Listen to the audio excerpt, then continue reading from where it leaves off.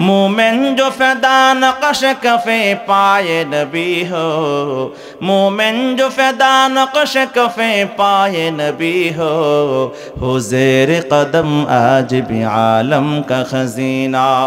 गर सुन्नत नबवी के करे पैरवी उम्मत, तूफ़ान से निकल जाएगा फिर उसका सफ़ीना। नक़शे कदम नबी के है जन्नत के रास्ते, अल्लाह से मिलाते हैं सुन्नत के रास्ते, अल्लाह से मिलाते हैं सुन्नत के रास्ते। अल्लाह नबीर मोहब्बत, अल्लाहर मोहब्बत, अल्लाहर मोहब्बत जन्नतेर पथ। अल्लाह के अल्लाह रसूल के केमन करे मोहब्बत करबा हे दुनियार मुबीन, हे पाकुंदियार मुसलमान, हे खामाबारे मुसलमान। যদি পরিপূর্ণ ইমানদার মুমিন হতে চাও, ইমানের পূর্ণতা চাও, ইমানের স্বাদ আর মজা চাও, আল্লাহর মুহাব্বত ছাড়া, নবীর মুহাব্বত ছাড়া বিকল্প নাই। মানুষের মুহাব্বত ছাড়তে হবে, দলের মুহাব্বত ছাড়তে হবে, পরিবারের মুহাব্বত ছাড়তে হবে, সন্তানের মুহাব্বত ছাড়তে হবে, ব্যবসার মুহাব্বত ছাড়তে হবে। আল্লাহ নবী সাল্লাল্লাহু আলাইহি ওয়াসাল্লাম বলেছেন, সহিহ বুখারীর বর্ণনা, قال النبي صلى الله عليه وسلم ثلاث من كن فيه وجد حلاوة الإيمان। তিনটা গুণ যদি অর্জন করতে পারো, ঈমানের পূর্ণতা পাইবা, ঈমানের স্বাদ আর মজা পাইবা। এক নাম্বার, আইয়াকুনাল্লাহু ওয়া রাসূলুহু আহাব্বা ইলাইহি মিম্মা সিওয়াহুমা। পৃথিবীর সব কিছুর চাইতে আল্লাহ এবং আল্লাহ রাসূলের মুহাব্বত তোমার ভিতরে সবচাইতে বেশি হবে। সুবহানাল্লাহ জোরে বলেন। আল্লাহ এবং আল্লাহ রাসূলের মুহাব্বত কার ভিতরে থাকলে ওই বান্দা কোনোদিন অপর মুসলিমদের উপর আক্রমণ করতে পারবে না। আল্লাহর মুহাব্বত কার ভিতরে থাকলে, রাসূলের মুহাব্বত থাকলে কোন রাসূলের উম্মতের গায়ে কোনোদিন আঘাত করতে পারে না, কোন বাঁশ দিয়ে বাড়ি দিতে পারে না, কোন ফুলের টুকাও দিতে পারে না। কারণ আল্লাহ রাসূলের মুহাব্বত আর আল্লাহর মুহাব্বত থাকলে একজন মুমিন বেঈমানদের বিরুদ্ধে যুদ্ধ করে, জিহাদ করে জান দিতে পারে, বেঈমানের জান নিতে পারে, নিজের জান দিতে পারে, অপর মুসলিমদের গায়ে আঘাত করতে পারে না। কথা বলেন ঠিক কিনা? قال النبي صلى الله عليه وسلم إذا سرتك حسنتك وإذا ساءتك سيئتك فأنت مؤمن। রাসূলুল্লাহ সাল্লাল্লাহু আলাইহি ওয়াসাল্লাম বলেন, ইযা সাররাতকা হাসানাতুকা ওয়া ইযা সাআতকা সাইয়্যাতুক। যদি কোনো নেক আমল, কোনো ভালো কাজ তোমাকে আনন্দিত করে, খুশি করে, আর কোনো গুনাহের কর্ম তোমার দ্বারা সংঘটিত হয়ে গেলে তোমাকে ব্যথিত করে, তুমি কষ্ট পাও, ফাআনতা মুমিন, এর নাম ঈমান। তাহলে বুঝবা তোমার ভিতরে ঈমান আছে। সুবহানাল্লাহ বলেন না? তাফসীর মাহফিল, ওয়াজ মাহফিল, ইসলামী মহাসম্মেলন আয়োজন দেখলে আনন্দিত হয়, খুশি হয়। এই প্রকার মজমাগুলোর মধ্যে শরীক হতে পারলে আনন্দিত হয়। যে কোনো নেক আমল করার পর মনটা আনন্দিত হয়, খুশি হয়। আর যদি কোনো গুনাহের কর্ম দেখে, গুনাহের কাজ তার দ্বারা সংগঠিত হয়, তাহলে সে ব্যথিত হয়। এর নাম ঈমান। যার ভিতরে এই বৈশিষ্ট্যর গুণ হবে, বুঝতে হবে তার ভিতরে ঈমান আছে। আর যদি ওয়াজ মাহফিল দেখলে তার কাছে ভালো লাগে না, তাফসীর মাহফিল ভালো লাগে না, গান শুনতে ভালো লাগে, নাচ দেখতে ভালো লাগে, নাটক সিনেমার খেলাধুলায় মত্ত থাকতে ভালো লাগে, ক্যারাম বোর্ডের টেবিলে আর জুয়ার টেবিলে চাষের আড্ডায় বসতে তার ভালো লাগে, গীবত শিকায়েতের মজমায় বসতে ভালো লাগে, কোনো ভালো কাজ তার কাছে ভালো লাগে না, নামাজ তার কাছে ভালো লাগে না, মসজিদ মাদ্রাসা ভালো লাগে না, আলেম ওলামা ভালো লাগে না, টুপি দেখলে ভালো লাগে না, দাড়িওয়ালা দেখলে ভালো লাগে না, ইমাম মুয়াজ্জিন ভালো লাগে না, ওয়াজ মাহফিল তাফসীর আয়োজন তার কাছে ভালো লাগে না। এই জন্য নানা কৌশলে, কুটকৌশলের মাধ্যমে টেকনিক করে এই প্রকার আয়োজনগুলোকে বাধাগ্রস্ত করার চেষ্টা করে, বন্ধ করার চেষ্টা করে। আল্লাহ রাসূল বলেন, এমন গুণ তার ভিতরে থাকলে বুঝতে হবে সে নামের ঈমানদার মুমিন, তার ভিতরে আসলে ঈমান নাই। তার ভিতরে আসলে কি নাই? ঈমান নাই। ঈমান মানুষকে আমলের দিকে এগিয়ে নিয়ে যায়, নামাজের দিকে নিয়ে যায়, তাফসির মাহফিলের দিকে নিয়ে যায়, আলেমদের প্রতি মোহাব্বত তৈরি করে। আর আলেম থেকে দূরে সরে যেতে চায়, আলেমদের সঙ্গে থাকতে চায় না। যদি এমন হয় তাহলে বুঝতে হবে যতই ঈমানের কথা বলো, যতই ঈমানের স্লোগান দাও, যত তাকবীর দাও, তাহাজ্জুদ পড়তে পড়তে কপালে তোমার দাগ পড়ে গিয়েছে, তুমি নফল ছাড়ো না, সদকা ছাড়ো না, তাহাজ্জুদ পড়ো, ঈমানের কথা বলো, আলেমদের সঙ্গে বিদ্বেষ রাখো, আলেমদের দিকে তাকাতে মনে চায় না, আলেমদের কথা মতো চলতে মনে চায় না, তাহলে বুঝতে হবে তোমার ভিতরে ঈমানের ঘাটতি আছে। ঈমান দেখা যায় না, ধরা যায় না, ছোঁয়া যায় না, আলামত সিমটম দ্বারা বুঝতে হয় ঈমান আছে না নাই। অনেক বড় বড় জুব্বা পড়লে আর পাগড়ি পড়লে আমার মতো মুমিন হওয়া যায় না, গুণ লাগে, গুণ। নামের শুরুতে মুহাম্মদ, নামের শেষে ইসলাম, নামের ভিতরে ঈমান, নামের ভিতরে মুমিন। আব্দুল মুমিন আছে না, আব্দুল করিম, আব্দুল সালাম, আব্দুল্লাহ, শুরুতে মুহাম্মদ, শেষে ইসলাম, নামের ভিতরে ঈমান, ঈমান আছে। কিন্তু এরকম আইডি কার্ডে আর পাসপোর্টে নাম থাকলেই একজন মানুষ ঈমানদার মুমিন হয়ে যায় না। ঈমান এবং মুমিন হওয়ার জন্য গুণ থাকতে হয়, মুসলমান হওয়ার জন্য ভিতরে গুণ থাকতে হয়, গুণ। গুণগত মুসলমানের বড় অভাব, কথা বলেন ঠিক কিনা? গুণগত মুসলমানের অভাব, প্রকৃতি ঈমানদারের অভাব। 90% মুসলিম রাষ্ট্র আমরা বলি, প্রকৃত পক্ষে আমাদের দেশে কত পার্সেন্ট মুসলমান আছে? কখনো চিন্তা করে দেখেছি আমাদের সমাজে কত পার্সেন্ট প্রকৃত মুসলমান? বোঝার জন্য সহজ পদ্ধতি হলো ফজরের নামাজে মসজিদে যান, গিয়ে দেখেন কয় কাতার। ফজরের নামাজে যত পার্সেন্ট মসজিদের মুসল্লি হবে, বুঝতে হবে সমাজে এত পার্সেন্টই প্রকৃত মুসলমান। আর সবগুলো নামের কথা কয় না। মুসলমান হয়ে জামাত ছাড়ে কি করে? মুসলমান হয়ে নামাজ ছাড়ে কি করে? ঈমানদার মুমিন হয়ে নামাজ কি করে ছেড়ে দেয়? আর একজন প্রকৃত বান্দা তো জামাতে ছাড়তে পারে না। কারণ আল্লাহ পাক রব্বুল আলামিন কোরআনে কারিমে বলেন, এই যে কোরআন, এই কোরআন আমি তোমাদের জন্য নাজিল করেছি, যালিকাল কিতাবু লা রাইবা ফীহি, এমন একটা কিতাব আমি তোমাদের জন্য দান করেছি, এমন একটা কিতাব, এমন একটা কোরআন তোমাদেরকে আমি নাজিল করে দিয়েছি যে কোরআনের মধ্যে কোনো সন্দেহ নাই, সংশয় নাই। এই কিতাবটা কেমন জানো নি? রব্বুল আলামিন বলেন, যালিকাল কিতাবু লা রাইবা ফীহি হুদাল লিল মুত্তাকিন।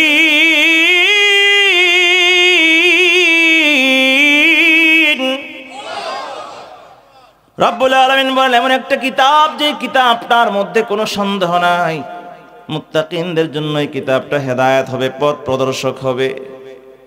প্রকৃত মুত্তাকি বান্দা কারা? মুত্তাকি বান্দাদের পরিচয় আল্লাহ পাক রব্বুল আলামিন বিস্তারিত আলোচনা করেছেন। আল্লাযীনা ইউমিনুনা বিল গায়বি ওয়া ইউকিমুনাস সালাহ। এই কোরআন থেকে সবাই হেদায়েত পাবে না, যারা মুত্তাকি তারা হেদায়েত পাবে। এই কোরআন সবাই জানে, কোরআন সকলকে জান্নাতে নেবে না, যারা মুত্তাকি তাদেরকে জান্নাতে নেবে। এই কোরআন সরল পথ, জান্নাতের পথ দেখাবে না, কিন্তু যারা মুত্তাকি তাদেরকে কোরআন হেদায়েতের পথ দেখাবে, জান্নাতের পথ দেখাবে। ওই মুত্তাকি কারা? রব্বুল আলামিন বলেন, আল্লাযীনা ইউমিনুনা বিল গায়ব, যারা গায়বের প্রতি ঈমান আনে, গায়বের প্রতি বিশ্বাস স্থাপন করে। ওয়া ইউকিমুনাস সালাহ, যারা নামাজ কায়েম করে। সুবহানাল্লাহ জোরে বলেন। নামাজ কায়েম মানে কি? একা একা পড়লে নামাজ কায়েম হয় না, একা একা পড়লে নামাজ কায়েম হয় না। রাস্তায় একা একা, দোকানে একা একা, জমিনে একা একা নামাজ পড়লে নামাজ কায়েম হয় না। সবাই সম্মিলিতভাবে মসজিদে গিয়ে জামাতের সঙ্গে আদায় করলে নামাজ কায়েম হয়। সুবহানাল্লাহ জোরে বলেন না। জামাতের সঙ্গে নামাজ আদায় করে। নামাজের গুরুত্ব যার ভিতরে নাই, ঈমানে ঘাটতি আছে। সে প্রকৃত ইমানদার না, সফল হবে না। আল্লাহ পাক রব্বুল আলামিন কোরআনে কারিমে একটা সূরা নাযিল করেছেন, যে সূরার নাম হলো সূরাতুল মুমিনুন।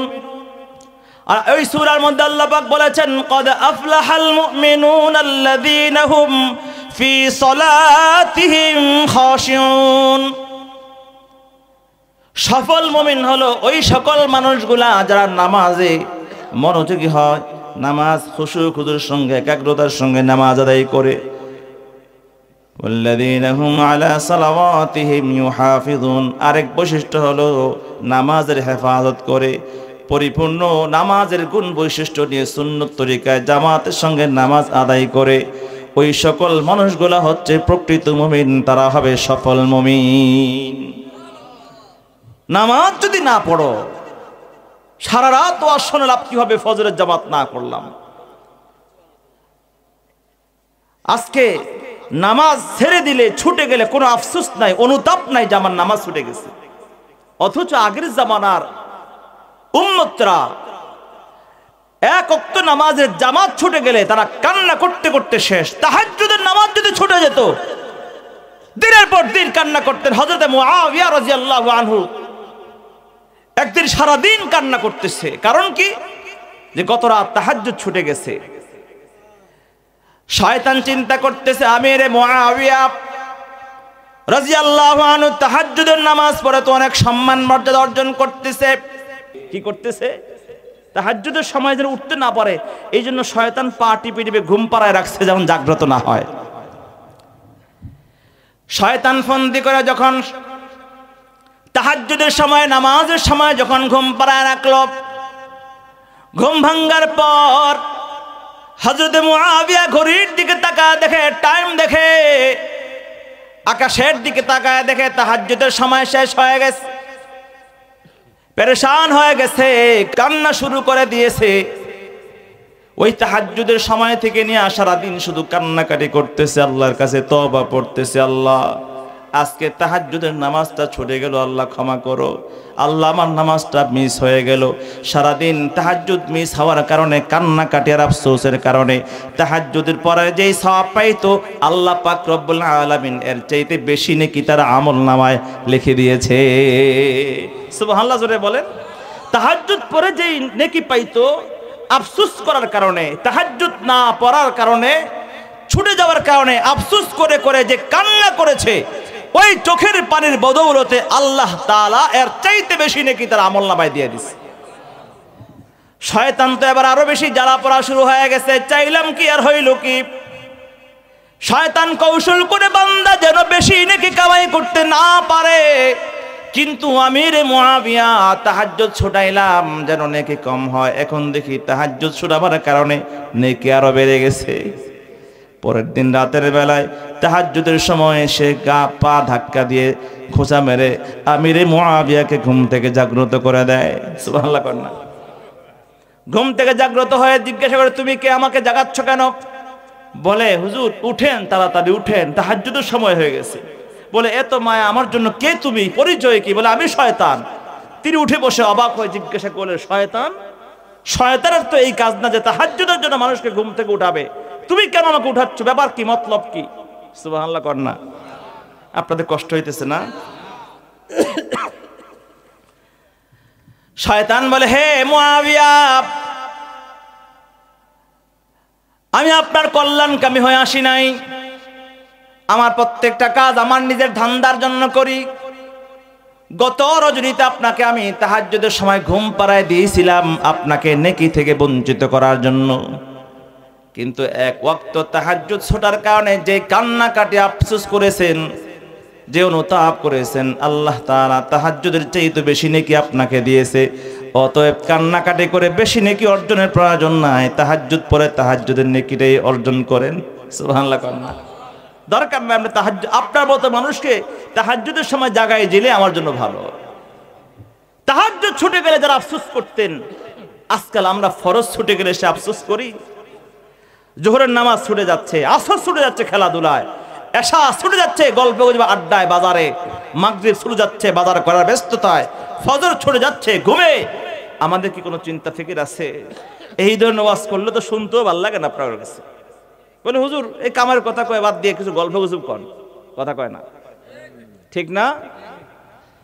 জামাত তো দূরের কথা, নামাজে ছুটে যায়, অথচ আল্লাহ রাসূল সাল্লাল্লাহু আলাইহি ওয়াসাল্লাম এবং হযরত ওমর নিজে এই কথা বলেছেন, আমার মনে চায় নালা আজান হয়ে যাওয়ার পরে যে সকল মুসল্লিগুলো মসজিদে জানাজায় জামাতে শরীক না হয়, আমার মনে চায় কিছু যুবককে বলি লাকড়ি সংগ্রহ করে অগ্নি প্রজ্বলিত করতে আসে, আগুন দিয়ে ওই সকল মানুষের ঘরগুলা জ্বালাই দেয় যারা নামাজ আজান হয়ে গেলে মসজিদে যায় না।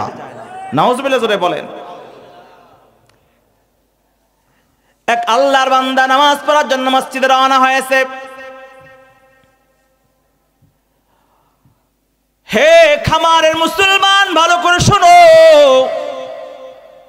হে দোকানদার ব্যবসায়ীরা ভালো করে শুনে নাও, আজান হয়ে গেলে দোকান বন্ধ করে তুমি মসজিদে যেতে চাও না, জমিনের কাজকর্ম স্থগিত করে দিয়ে মসজিদে যেতে চাও না, কিছু সময় দোকান বন্ধ করে নামাজে গেলে তোমার বেচা কিনা কম হবে, কাজ কম হবে, এই চিন্তায় করো। অথচ আল্লাহ পাক রব্বুল আলামিন নামাজের সময় অল্প সময় দোকান বন্ধ করে যাওয়ার বরকতে আল্লাহ তাআলা ব্যবসায় বরকত দিবে। ওই বরকত যদি পাইতা তাহলে বুঝতা ওই বরকতের চাইতে পৃথিবীর জমিনে আর কোনো উন্নত জিনিস নাই। সেই বরকত থেকে আমরা বঞ্চিত আজ। এক আল্লাহর বান্দা নামাজের সময় দোকান বন্ধ করে মসজিদে চলে যায়। কেন? আল্লাহর একজন ওলির হাতে হাত থেকে বায়াত হয়েছে, সবক দিছে, সকাল সন্ধ্যায় জিকির করবা, তাসবিহ পড়বা, আর আজান হয়ে গেলে কখনো দেরি করবা না, মসজিদে চলে যাইবা। সে ব্যবসায়ী, সম্ভবত হাজী আমদাদুল্লাহ মুহাজির মক্কি রহমাতুল্লাহ আলাইহির মুরিদ হওয়ার পর আজান হওয়ার সঙ্গে সঙ্গে দোকান বন্ধ করে মসজিদে চলে যায় তাকবীর উলার সঙ্গে নামাজ আদায় করার জন্য। এক রাকাত নামাজ যেন ছুটে না যায়। ওই মুসলিম, ওই মুরিদের পাশের দোকান ছিল একজন ইহুদির দোকান। একদিন দুপুর বেলায় আজান হয়ে যাওয়ার পরে তার দোকানে অনেকগুলো কাস্টমার, আল্লাহর বান্দা কাস্টমার গ্রুপ বের করে দিয়ে দোকানের শাটার ফেলে দিয়ে মসজিদে চলে যাচ্ছে। বলে ভাই এই মুহূর্তে দোকানদারি করা যাবে না, আমার মাওলার ডাক চলে আসছে, আর দুনিয়ার কাজে ব্যস্ত থাকা যাবে না। আল্লাহু আকবার বলেন। আল্লাহ পাক রব্বুল আলামিন বলেন, ইন্নামাল মুমিনুনা আল্লাযীনা ইযা যুকিরাল্লাহ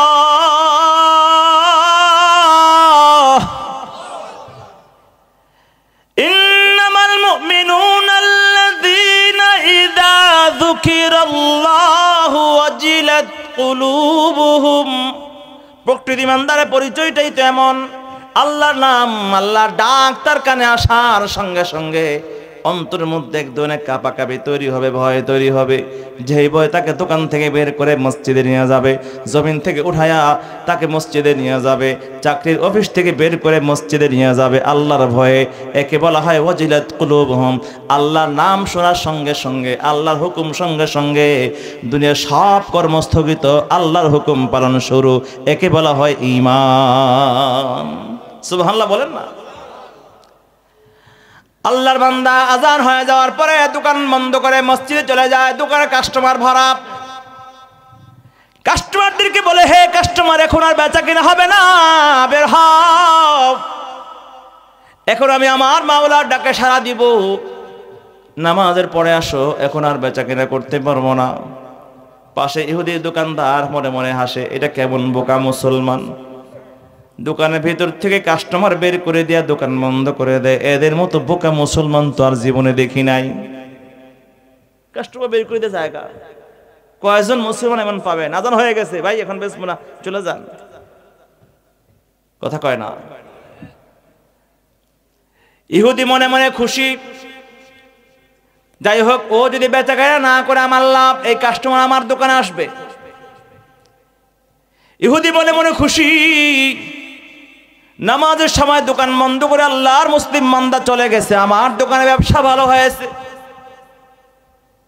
ওই আল্লাহর বান্দা সন্ধ্যাবেলায় হাজী আমদাদুল্লাহ মুহাজির মক্কির দরবারে হাজির হয়।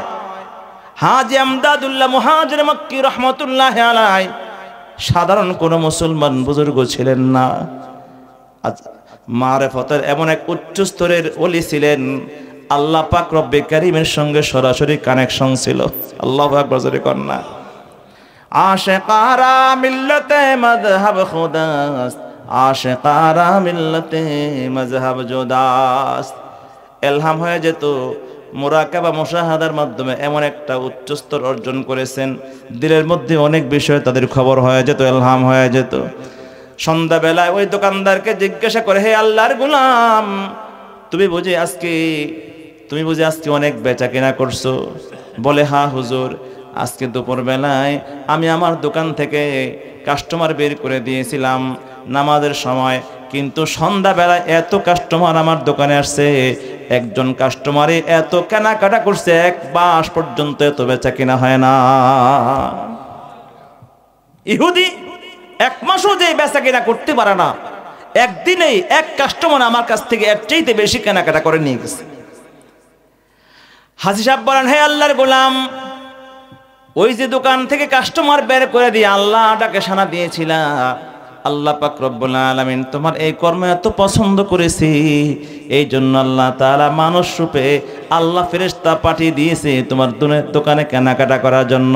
এই জন্য এত বেচা কেনা করেছো যে এক মাস পর্যন্ত অন্য দোকানদাররা এত লাভ করতে পারে না, তুমি এক কাস্টমারের কাছেই যত লাভ করেছ। বরকতের মালিক কে? জোরে বলেন না। কোন আল্লাহর বান্দা যখন আল্লাহর হুকুমের পিছনে ছোটে, দুনিয়া তার পিছনে ছোটে, আর কোন মানুষ যখন দুনিয়ার পিছনে ছোটে, আল্লাহ পাক রব্বুল আলামিন দুনিয়া তার থেকে সরায় দেয়। দুনিয়ার পিছনে ছুটবা ছায়ার মতো, দুনিয়া দৌড়াবে, ধরা যাবে না। আর আল্লাহর পিছনে ছুটলে ছায়ার মতো দুনিয়া আমাদের পিছনে ছুটবে। দুনিয়া চাইলেই পাওয়া যায় না, পরকাল চাইলেই পাওয়া যায়। দুনিয়া চাইলেই পাওয়া যায় না, দুনিয়া পরিশ্রম করলেই পাওয়া যায় না, সম্পদ পরিশ্রম করলেই শুধু বড় লোক হওয়া যায় না, কামাই করতে চাইলে কাজ করলেই শুধু কোটিপতি হওয়া যায় না। যদি হতো তাহলে পৃথিবীতে সবাই কোটিপতি হতে পারত। একজন কোটিপতির চাইতে একজন শ্রমিক অনেক বেশি মেহনত করে, কিন্তু পারে না কামাই করতে। কারণ আল্লাহ পাক রব্বুল আলামিন কোরআনে কারিমে বলেছেন, মান কানা ইউরিদু হারসাল আখিরাহ, মান কানা ইউরিদু হারসাল আখিরাতি নাজিদ লাহু ফি হারসিহি ওয়া মান কানা ইউরিদু হারসাদ দুনিয়া নু'তিহি মিনহা ওয়া মা লাহু ফিল আখিরাতি মিন নসিব। রব্বুল আলামিন বলেন, যারা পরকালের ফসল চায় আমি তাদের পরকালের ফসল উন্নতি আর তারাক্কি দান করি, আর যারা দুনিয়া চায় দুনিয়ার সামান্য কিঞ্চিত সম্পদ তাদেরকে দিয়ে দিলেও পরকালে তাদের জন্য কোনো অংশ নাই। নাউজুবিল্লাহ জোরে বলেন না। তাহলে ওই ব্যবসায়ী ওই নামাজের গুরুত্ব দেওয়ার কারণে তার ব্যবসায় আল্লাহ পাক কি দিয়েছেন? জোরে বলেন, বরকত দিয়েছে। এই যে নামাজের গুরুত্ব, জামাতের গুরুত্ব। এক আল্লাহর বান্দা মসজিদে রওনা হয়েছে, এক আল্লাহর বান্দা নামাজের জামাতে শরীক হওয়ার জন্য মসজিদের দিকে রওনা হয়েছে। মসজিদের কাছাকাছি যাওয়ার পর কানের মধ্যে আওয়াজ আসে, ইমাম সাহেব সালাম ফিরাই দিয়েছেন, আসসালামু আলাইকুম ওয়া রাহমাতুল্লাহ। ইমামের সালাম ফিরাবার আওয়াজ ওই আল্লাহর বান্দার কানে আসার পরে মসজিদের সামনে গিয়ে দেখতে পায় জামাত শেষ হওয়ার পরে ইব্রাহিম ইবনে আদহাম রহমতুল্লাহ আলাই মসজিদে দরওয়াজার মধ্যে দাঁড়িয়ে আছে। ওই আল্লাহর বান্দা জিজ্ঞাসা করে, হে ইব্রাহিম, জামাত শেষ হয়ে গেছে নাকি? বলে, হ্যাঁ। যখনই শুনলো নামাজের জামাত শেষ হয়ে গেছে, সঙ্গে সঙ্গে আহ বলে একটা চিৎকার দেয়। ইব্রাহিম ইবনে আদহাম রহমতুল্লাহ আলাই বলেন, হে আল্লাহর গোলাম, তুমি আহ বলে কেন চিৎকার দিলা? বলে, আমি নামাজের জামাত হারিয়ে ফেলেছি, একা একা এখন নামাজ পড়তে হবে। আমি যদি একা একা নামাজ পড়ি, আমার নামাজটা আল্লাহর দরবারে কবুল হওয়ার কোনো গ্যারান্টি নাই। কিন্তু যদি শত মানুষের সঙ্গে আমি নামাজ পড়তাম, আমার ভুল নামাজটাও, অসম্পূর্ণ নামাজটাও, কমজোর নামাজটা, আমার আহটা তুমি নিবার চাও, কারণটা কি? ইব্রাহিম ইবনে আদহাম বলে, হে আল্লাহর গোলাম, তুমি আল্লাহর মুহাব্বতে আল্লাহর প্রেমে নামাজ ছুটে যাওয়ার কারণে যে আহ শব্দটা বলেছো, আমি আমার বেলায়াতের দিল দিয়া মারিফতের চোখ দিয়া দেখতে পেয়েছি আল্লাহ পাক রব্বুল আলামিনের মুহাব্বতের নূর দ্বারা পেঁচানো অবস্থায় তোমার আহটা সপ্তাকাশ পার হয়ে আল্লাহর আরশে আজিমের দিকে দৌড়াইতেছে। এমন একটা আহ নিয়েও যদি আল্লাহর দরবারে হাজির হওয়া যায়, জান্নাত পাওয়া যায়। জিস কলব কি আহনে দিল फूक दिया है लाखों, जिस कल्ब की आहों ने दिल फूक दिया है लाखों, इस कल्ब में या अल्लाह क्या आग बड़ी होती है। এমন একটা আহ নিয়ে যদি আল্লাহর দরবারে হাজির হওয়া যায়, এমন মুহাব্বত নিয়ে যদি আল্লাহর দরবারে হাজির হওয়া যায়, এমন মুহাব্বত ভরা আহ নিয়ে হাজির হলেও আল্লাহর জান্নাতে যাওয়া যায়। এই জন্য মুহাব্বত আল্লাহর জন্য যার মুহাব্বত যত বেশি হবে, আল্লাহর নবীর জন্য মুহাব্বত যার যত বেশি হবে, তার ভিতরে ঈমান তত বেশি হবে, তার ভিতরে আমল তত বেশি হবে, আমলের মজা তার ভিতরে তত বেশি হবে। এই জন্য আল্লাহর মুহাব্বত অর্জন করা আমাদের প্রত্যেকের জন্য বড় জরুরি। সাদের মুহাব্বত করে লাভ নাই, নেতার মুহাব্বত করে লাভ নাই, মন্ত্রী মিনিস্টারের মুহাব্বত করে লাভ নাই, আর দুনিয়ার মানুষের মুহাব্বতে প্রেমে পড়ে লাভ নাই। একমাত্র নবীর মুহাব্বতে পড়ো। নবীর মুহাব্বত তোমাকে আল্লাহর মুহাব্বত পর্যন্ত নিয়ে যাবে, আল্লাহর মুহাব্বত তোমাকে জান্নাত পর্যন্ত নিয়ে যাবে। জোরে বলেন ঠিক কিনা? मोमेन जो फैदा नक़श कफ़े पाए नबी हो, मोमेन जो फैदा नक़श कफ़े पाए नबी हो ज़ेर कदम आज भी आलम का खजीना, गर सुन्नत नबवी के करे पैरवी उम्मत तूफ़ान से निकल जाएगा फिर उसका सफ़ीना। नक़शे कदम नबी के है जन्नत के रास्ते, अल्लाह से मिलाते हैं सुन्नत के रास्ते, अल्लाह से मिलाते हैं सुन्नत के रास्ते। अल्लाह नबीर मुहब्बत, अल्लाहर मुहब्बत, अल्लाहर मुहब्बत जन्नतेर पथ। अल्लाह के अल्लाह रसूल के केमन करे मुहब्बत करबा? हे दुनियार मुबीन, हे पाकुंदियार मुसलमान, हे खामाबारे मुसलमान, যদি পরিপূর্ণ ইমানদার মুমিন হতে চাও, ইমানের পূর্ণতা চাও, ইমানের স্বাদ আর মজা চাও, আল্লাহর মুহাব্বত ছাড়া, নবীর মুহাব্বত ছাড়া বিকল্প নাই। মানুষের মুহাব্বত ছাড়তে হবে, দলের মুহাব্বত ছাড়তে হবে, পরিবারের মুহাব্বত ছাড়তে হবে, সন্তানের মুহাব্বত ছাড়তে হবে, ব্যবসার মুহাব্বত ছাড়তে হবে। আল্লাহ নবী সাল্লাল্লাহু আলাইহি ওয়াসাল্লাম বলেছেন, সহিহ বুখারীর বর্ণনা, قال النبي صلى الله عليه وسلم ثلاث من كن فيه وجد حلاوة الإيمان। তিনটা গুণ যদি অর্জন করতে পারো, ইমানের পূর্ণতা পাইবা, ইমানের স্বাদ আর মজা পাইবা। এক নাম্বার, আইয়াকুনাল্লাহু ওয়া রাসূলুহু আহাব্বা ইলাইহি মিম্মা সিওয়াহুমা, পৃথিবীর সব কিছুর চাইতে আল্লাহ এবং আল্লাহ রাসূলের মুহাব্বত তোমার ভিতরে সবচেয়ে বেশি হবে। সুবহানাল্লাহ জোরে বলেন। আল্লাহ এবং আল্লাহ রাসূলের মুহাব্বত কারো ভিতরে থাকলে ওই বান্দা কোনোদিন অপর মুসলিমদের উপর আক্রমণ করতে পারবে না।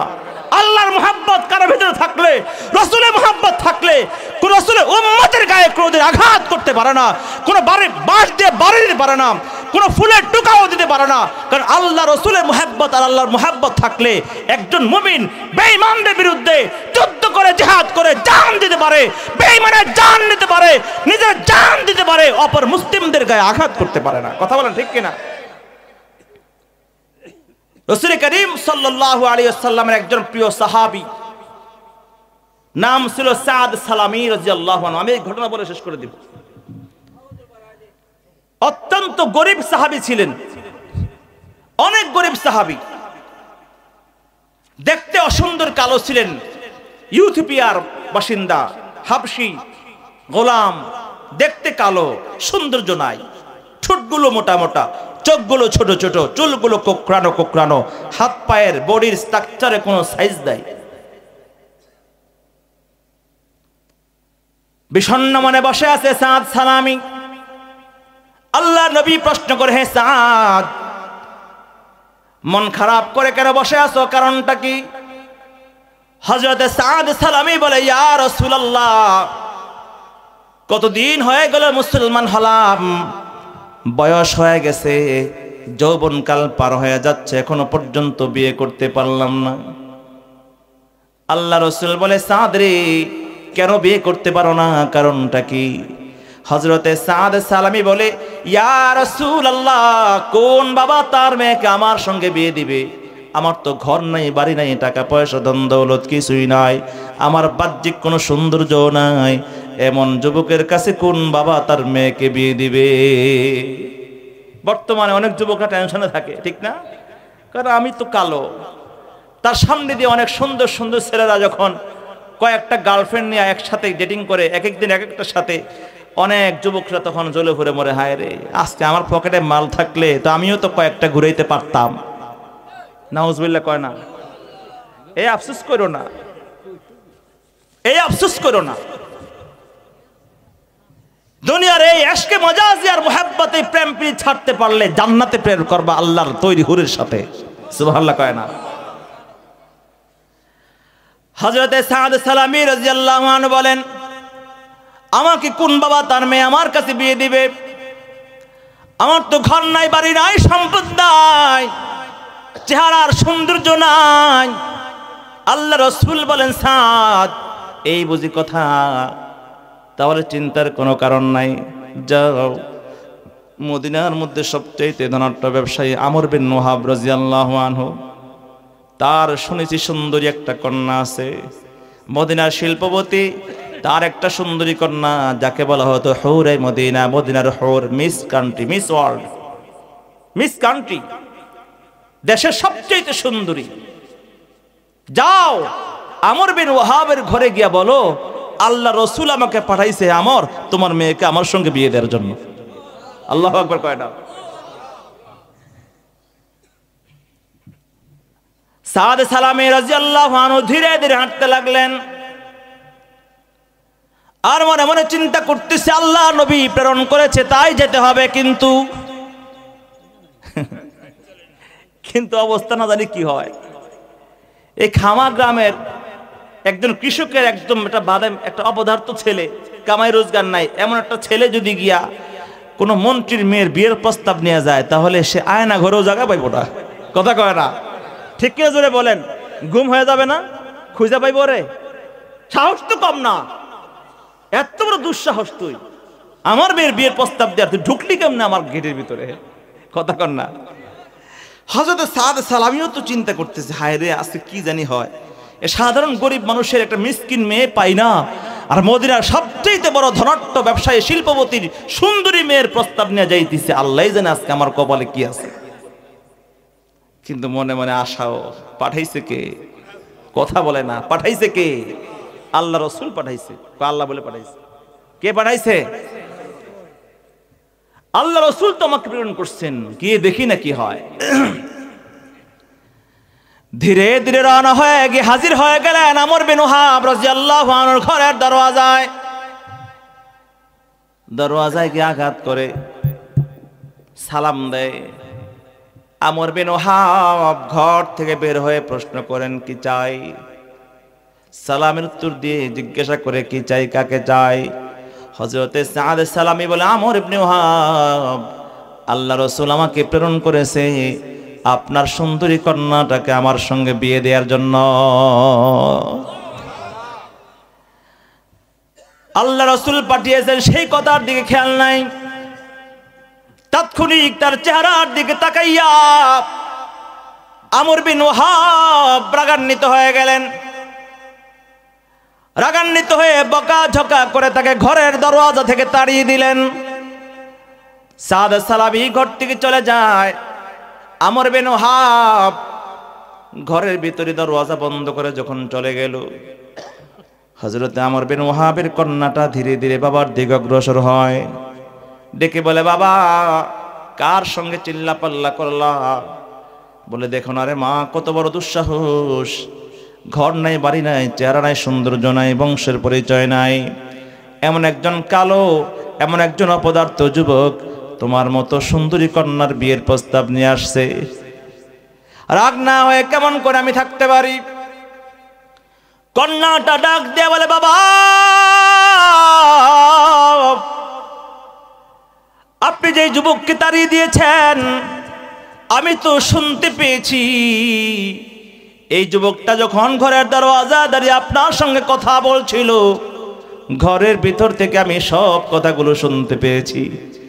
আপনি ওই যুবকের সৌন্দর্য না দেখে, বংশ পরিচয় না দেখে, ঘরবাড়ি আর সম্মান না দেখে তাড়িয়ে দিয়েছেন। কিন্তু আপনি একটা কথা হয়তো লক্ষ্য করেননি, ওই যুবকটা বলেছিল আল্লাহ নবী, বিশ্ব নবী আমাকে প্রেরণ করেছে। বাবা, যে যুবকটাকে আল্লাহ নবী প্রেরণ করেছেন, এর দ্বারাই প্রমাণ বহন করে যুবকটা আল্লাহ নবীর সাহাবী।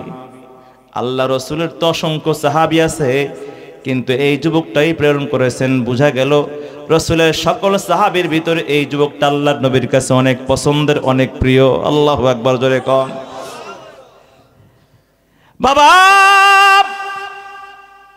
যে যুবকটা আল্লাহ নবীর সাহাবী, যে যুবকটা আল্লাহ নবীর সাহাবী, আল্লাহ নবী যে যুবককে ভালোবাসে, বাবা নিশ্চিত করে বলা যায় ওই যুবকটাকে আল্লাহ তাআলাও ভালোবাসে। আল্লাহু আকবার, জোরে বলেন। जो तू मेरा तू सब मेरा, फलक मेरा ज़मीन मेरी, जो तू मेरा तू सब मेरा, फलक मेरा ज़मीन मेरी, अगर एक तू नहीं मेरा तो कोई शय नहीं मेरी। ওই যুবকটাকে আল্লাহ রসুল ভালোবাসে, এটাই প্রমাণ আল্লাহ তাআলাও তাকে ভালোবাসে। আল্লাহ তাআলা যে বান্দাকে ভালোবাসে, নিশ্চিত ধরে নাও বাবা, ওই যুবকটা মৃত্যুর পর আল্লাহর জান্নাতের মেহমান হবে। বাবা, যে যুবকটা আল্লাহর বন্ধু হয়ে আল্লাহর জান্নাতের মেহমান হবে, বাবা গো, এমন একজন সাহাবীর বিবি যদি দুনিয়ার জমিনে হওয়া যায়, আমার বিশ্বাস আমার স্বামী যখন জান্নাতুল ফিরদাউসের মেহমান হবে, মালিকের সঙ্গে মুলাকাত করবে, আমি বিবিকে রেখে একা একা যাবে না। বাবা যাও, দৌড়ে যাও, আল্লাহ নবীর কাছে গিয়ে ক্ষমা চাও, আর বলবা আপনিও রাজি, আমিও রাজি, ওই যুবকের সঙ্গে যেন আমার বিয়ের ব্যবস্থা করে দেয়। হযরত আমর ইবনে ওয়াহাব দৌড়ায় গেলেন আল্লাহ রসুলের দরবারে, গিয়া বললেন ইয়া রাসূলুল্লাহ, কিছুক্ষণ পূর্বে আপনি যে যুবককে আমার কন্যার বিয়ের প্রস্তাব দিয়ে পাঠিয়েছিলেন, আমি রাজি, আমার কন্যাও রাজি। আল্লাহ নবী গো, বুঝতে পারি নাই, ক্ষমা করবেন, আপনি মেহেরবানি করে ওই যুবকের সঙ্গে আমার মেয়ের বিয়ের ব্যবস্থা করে দিন। আল্লাহ রাসূল মুস্কি হাসি দিয়ে সাদের দিকে তাকায় বলে, সাদ এবার খুশি তো, বিয়ের প্রস্তাব তো গ্র্যান্টেড হয়ে গেছে, বিয়ে করবা, বিয়ে করার জন্য তো টাকার প্রয়োজন, মোহর দেয়া লাগবে, টাকা আসেনি। বলে টাকা কোত্থেকে আসবে, টাকার অভাবেই তো এতদিন পর্যন্ত কোনো মেয়েকে পায় না। আল্লাহ রাসূল বললেন, হে উপস্থিত সাহাবীরা, যার কাছে যা কিছু আছে আমার সাদকে তোমরা দান করো, হাদিয়া দাও। আল্লাহ নবী সাহাবায়ে কেরামদের কাছ থেকে কালেকশন করে প্রায় 600 টাকার মতো হযরতে সাদের হাতে দিয়া বলে, হে সাদ, এখান থেকে কিছু টাকা দিয়ে মোহর দেবা, আর বাকি টাকা দিয়ে বাজারও যাও, বিয়ের বাজার করো, বিয়ের সংসার করো। জোরে বলেন সুবহানাল্লাহ। হযরতে সাদ সালাবী রাদিয়াল্লাহু আনহু টাকাগুলো পকেটে নিয়ে চলে গেলেন বাজারে বিয়ের বাজার করার জন্য। বাজারে যাওয়ার পর একটা দোকানের সামনে দাঁড়িয়ে আছে কেনাকাটা করার জন্য। এমন সময় শুনতে পায় আল্লাহ রাসূল একজন নাকিব ঘোষণাকারী ঘোষণা করতেছে, হে নবীর সাহাবীরা, কে কোথায় আছো, চলো দল বেঁধে চলো, আল্লাহ রাসূল যুদ্ধের ময়দানে কাফিরদের বিরুদ্ধে জিহাদ করার জন্য রওনা হয়েছে। যার যা কিছু আছে, যে সামর্থ্য আছে সঙ্গে নিয়ে আল্লাহ নবীর কাতারে শামিল হওয়ার জন্য জিহাদের ময়দানে রওনা হও। এই ঘোষণা যখন সাদ সালামীর কানের মধ্যে আসে, এক মুহূর্তের মধ্যে সাদ সালামী চিন্তার সাগরে হারিয়ে যায়। হযরত সাদ সালামী চিন্তা করে, এই মুহূর্তে আমি বিয়ের বাজার করে বাড়িতে যাব, বিয়ে করব, আমার বিবির সঙ্গে সুখের সংসার করব, বাসর করব। আর অপর দিকে আল্লাহ রাসূল যুদ্ধের ময়দানে কাফেরদের তীরের সামনে দাঁড়াবে, তরবারের সামনে দাঁড়াবে, রক্তে রঞ্জিত হবে। না জানি আমার আল্লাহর নবী, আমার নবী না জানি যুদ্ধের ময়দানে শহীদ হয়ে যায়। আমি আমার সুন্দরী বিবিকে নিয়ে আমি সুখে সংসার করব, আনন্দ ফুর্তি করব। আল্লাহ রাসূল যুদ্ধের ময়দানে রক্তে রঞ্জিত হবে, তা কখনো বরদাস্ত করা যায় না। এই জন্য মুহূর্তের মধ্যে সিদ্ধান্ত পরিবর্তন করে যে টাকাগুলা দিয়ে বাজারে গিয়েছে বিয়ের সদাই করার জন্য, ওই টাকাগুলা দিয়ে তরবারি ক্রয় করলেন, শিরস্ত্রাণ ক্রয় করলেন, বল্লম ক্রয় করলেন, আর তীর ধনু ক্রয় করে যুদ্ধের সাজে সজ্জিত হয়ে একটা ঘোড়া ক্রয় করে ঘোড়ায় সাওয়ার হয়ে কালো কাপড় দিয়ে নেকাব করে চেহারাটা ঢেকে আল্লাহ রসুলের প্রিয় মুজাহিদ সাহাবী সাদ সালামী বীর বিক্রমে যুদ্ধের ময়দানে রওনা হয়ে যায়। দুনিয়ার সব মায়া ত্যাগ করেছে, সব মোহাব্বত ত্যাগ করেছে, বিবির মোহাব্বত, বিবির ভালোবাসা, সম্পদের ভালোবাসা, দুনিয়ার লালসা সব ত্যাগ করে জিহাদের ময়দানে রওনা হয়েছে সাদ সালামী রাদিয়াল্লাহু আনহু। যুদ্ধের ময়দানে হাজির হয়ে সরাসরি কাফেরদের সারি ভেদ করে ভিতরে ঢুকে গেছে। সাহাবায়ে কেরাম লক্ষ্য করে দেখলেন একজন বাহাদুর চেহারা ঢাকা বীর বিক্রমে যুদ্ধ করতেছে, কাফেরদের সারি ভেদ করে ভিতরে যায়, আবার কচুকাটা করে আবার বের হয়ে আসে, কিন্তু পরিচয় কেউই জানে না, চেহারাও দেখা যায় না। যুদ্ধ যখন শেষ হয়ে যায়, মুসলমান বিজয়ী হয়, আল্লাহ নবী সাহাবায়ে কেরামদেরকে নির্দেশ দিলেন, সাহাবীরা, যে সকল সাহাবীরা আহত হয়েছে তাদের সেবা করো, তাদেরকে একত্রিত করো, তাদের খেদমত করো, তাদেরকে তাঁবুতে সংগ্রহ করো। যেই সকল সাহাবীরা শহীদ হয়েছে তাদেরকে একত্রিত করো। সাহাবায়ে কেরাম বললেন, ইয়া রাসূলুল্লাহ, আহতদের সেবা করা হয়েছে আর শহীদদেরকে একত্রিত করা হয়েছে। আল্লাহ রাসূল বললেন, হে আমার সাহাবীরা, তোমরা তো শহীদদের লাশগুলাকে একত্রিত করেছো আর নাই, কিন্তু আমার মনে হচ্ছে এখনো আমার কোনো সাহাবীর লাশ এদিক সেদিক পড়ে আছে। আমার দিল বলতেছি সবার লাশ এখনো পর্যন্ত আমার সামনে আসে নাই। সাহাবায়ে কেরাম আল্লাহ রাসূলের কথা অনুযায়ী আবার খোঁজাখুঁজি করতে লাগলেন। খুঁজতে খুঁজতে বহুদূর কাফেরদের সারির ভিতরে চতুর্দিকে ৫-৭ জন কাফেরদের লাশ, এর মাঝখানে একটা লাশ পড়ে আছে, চেহারাটা দেখা যায় না, ক্ষত বিক্ষত হয়ে বিকৃত হয়ে গেছে, সামনে পেছনে অসংখ্য তীর তরবারির আঘাত, আর চেহারার মধ্যে কাপড় নেকাব দ্বারা ঢাকা।